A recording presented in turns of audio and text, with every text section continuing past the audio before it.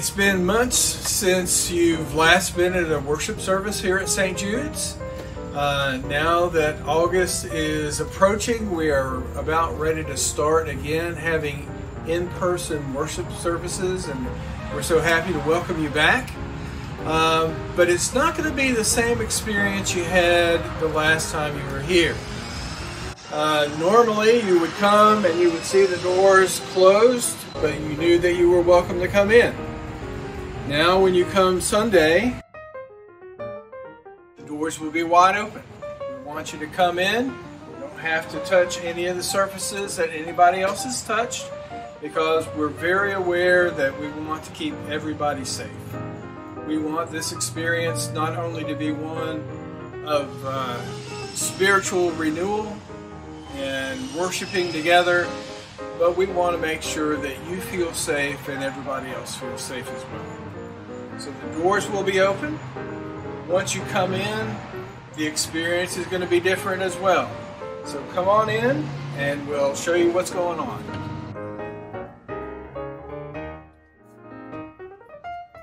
Normally you'd come in and we'd have a couple of greeters here, ushers, ready to greet you, welcome you to St. Jude's. That experience will be about the same. We'll have two ushers here, but they're not going to shake your hand. They'll have masks on, because we're going to ask everybody to wear masks. Now, you can bring your own and make a fashion statement however you want to. If, however, you don't have a mask when you arrive, we have some ready to give to you so that you can have a mask to enjoy the worship service. Normally when you come, the ushers would hand you a bulletin, perhaps one of the Good News dailies. That's not going to be the experience this time.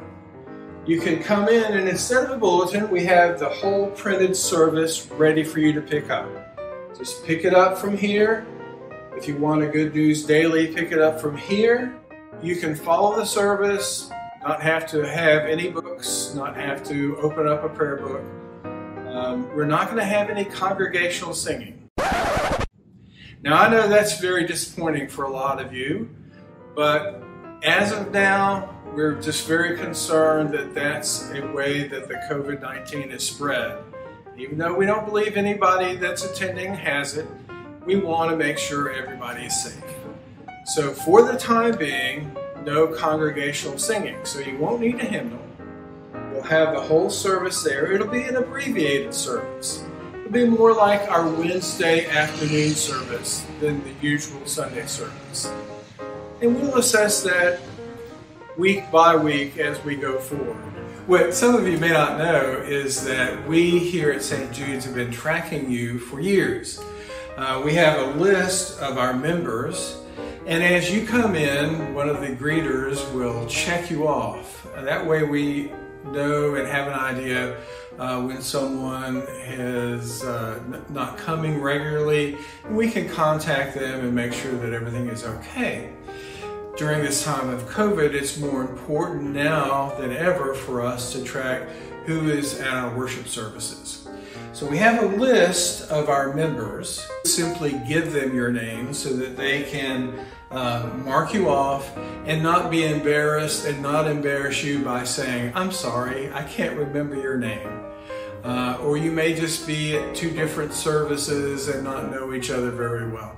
So if you'll come in and as you're getting your service bulletin or service printout and your Good News Daily, if you will simply tell them your name so that they can mark you off. If you're a visitor, they'll ask you not only your name, but also a phone number where you can be contacted. This is in the unlikely scenario that someone tests positive for COVID-19 after the worship service, and we need to get in touch with them or with you so that we can let them know that that has taken place. So be kind, share your name, help them out, and it will be a painless process. After you've gotten your service, your Good News Daily, your mask if you need it, we're asking you to please wear a name tag. You'll be surprised how different people look with a mask on. And of course, we're only having one service, one at 9 o'clock. So if you go to the 8 o'clock service, you may not know everybody who's in the 10:30 service. And if you go to the 10:30 service, you may not know everyone at the 8 o'clock service, or someone might be new. So we're asking you, if your name tag is here, please get your name tag and wear it. If you don't have a name tag or you forgot your name tag, ask one of the ushers and they will make a name tag for you. Once you've done that, we'll ask you to please use one of the new hand sanitizer stations that we have before you enter the church. Normally you would enter the church and you would go to your favorite pew. Well, that favorite pew may be a casualty of the COVID-19. In order to try to physically distance so that we are as safe as we can be, many of the pews have been marked off and not usable. So you'll have one pew, you may be at one end of the pew and nobody else will join you. A family of 4 or 5 may have a pew and sit together, but they're marked off so that we can maintain a 6-foot distance between all the people who are not part of the same household. So if you see people sitting together, it's because they live together. If you want to sit near them, you can, but keep 6 feet distance. So what we're asking people to do is to come in the middle aisle. You can see the green arrows pointing that way. If you'll go in and go to your favorite pew or close to your favorite pew, and then just go into that pew as long as there's no one else there that's not in your household.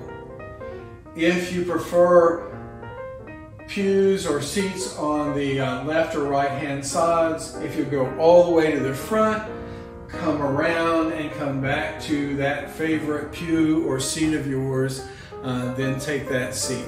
We're going to limit the contact between people as much as possible.